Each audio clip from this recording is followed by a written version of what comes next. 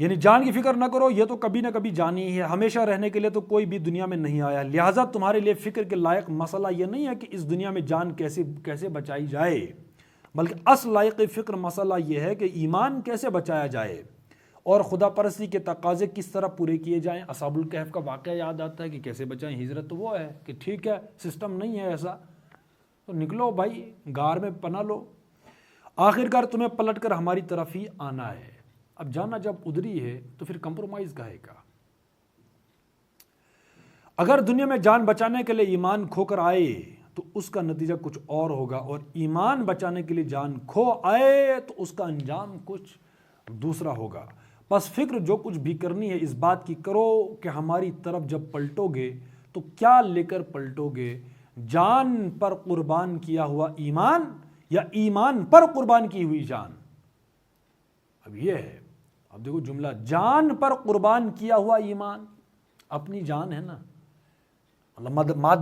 مادیت، اس پر قربان کیا ہوا ایمان قربان کر لے۔ وہی تھوڑی سی کل بھی ہم نے پڑھا تھا کہ ٹیسٹ ہوتا ہے نا، وہاں پر ہم نے کمپرومائز کر لیا تو قیامت کی صبح تک ہمیں کوئی اور آزمائش نہیں آنے والی۔ ہر جسٹیفائی کرنا ہے نا، اور کیا کرنا ہے، فلسفہ جھاڑ دو، بات ختم۔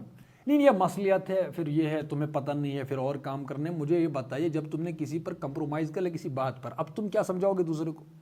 اب میں کیا سمجھاؤں دوسرے کو جس بات پر میں نے خود کمپرومائز کیا؟ مطلب جو چیز غلط تھی اصولی اس پر میں نے کمپرومائز کر لیا، اب میں دوسرے کو کیا بتاؤں؟ مطلب شمع ہے، ٹھیک ہے، کینڈل جلانی ہے، یہ کیا ہے؟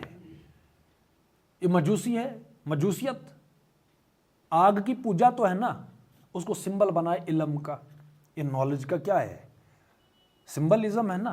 اب ہمیں شاید پتہ نہیں تھا یہ علامتی نظام کیا ہے، یہ سمبل ہے روشنی علم کی، ٹھیک ہے، آپ نے جسٹیفائی کر لیا یا میں نے جسٹیفائی کر لیا، تو جسٹیفیکیشن میں کیا لگتا ہے بھائی تمہیں یہ اب یہ ہے، یہ بس تھوڑا نالج ہے اس کی جو ہے علامت ہے، تو کیا ہو گیا؟ اس کے بیک گراؤنڈ میں وہی ہے، تو پھر دوسرے پر پیسے کمانے کے لیے فلاں اس کو کیوں نہیں پوچھتے؟ اس کو بھی پوچھے، ہر چیز کی ایک علامت ہے نا، پیسہ آئے گا نا اس میں، وہ ایک اور ہے نا، اس کو پوجتے ہیں، دھنا دھن پیسہ آئے گا تو ہر شے کے لیے پوجا۔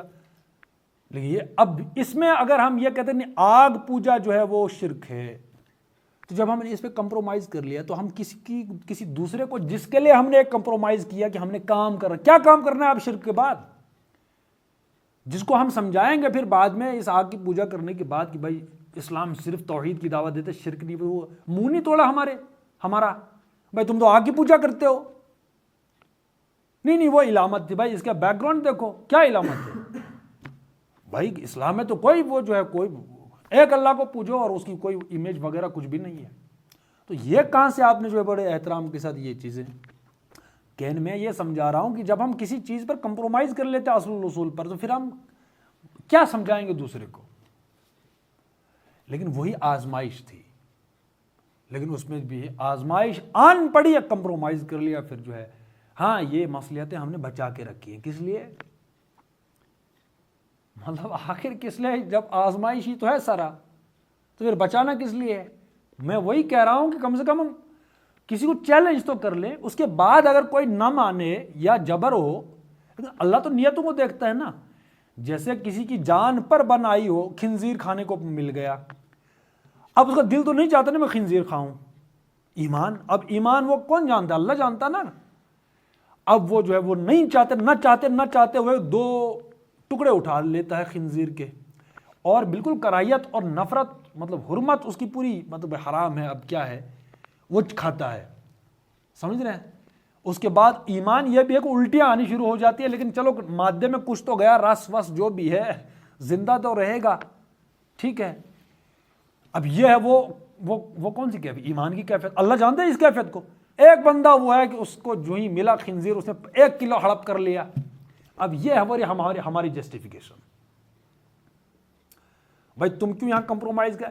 ابے چھوڑو، تمہیں نہیں پتا یہاں پر تھوڑی مصلحت سے کام لینا پڑتا ہے، اب یہ وہ خنزیر کھانے کی بات ہے بھائی، تمہیں تو اجازت تھی 2 ٹکڑے، جہاں تک تمہیں جان آتی تھوڑی بہت ہلتے ولتے اتنا کھانے کی اجازت تھی کہ 1 کلو روسٹ کر کے کھانے کا تھا۔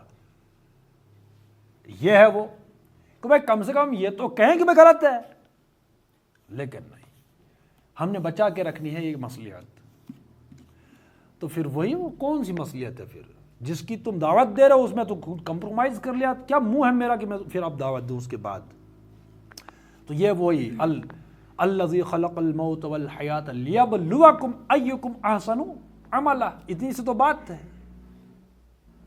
اللہ موت اور یہ جو زندگی ہے پیدا اس لیے کی ہے تاکہ ہم دیکھیں کہ تم میں سے بہتر عمل کون کرتا ہے۔ اور قرآن میں کتنی آیتیں ہیں، البقرہ میں، آل عمران میں، اور بھی ہے، وہ ایک سورہ عنکبوت ہی ہے نا، سورۃ العنکبوت ہی ہے جو پہلی آیت ہے۔